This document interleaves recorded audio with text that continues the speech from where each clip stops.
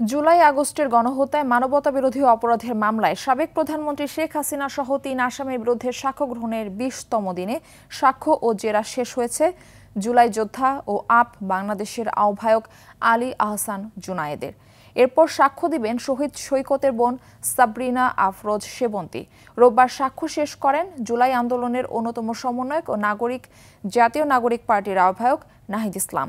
এদিকে আন্তর্জাতিক অপরাধ ট্রাইব্যুনাল ২-এ জুলাই আন্দোলনের প্রথম শহীদ রংপুরের বেগম রোকেয়া বিশ্ববিদ্যালয়ের শিক্ষার্থী আবু সাইদ হত্যা মামলার ৭ম দিনের সাক্ষ্য গ্রহণ চলছে।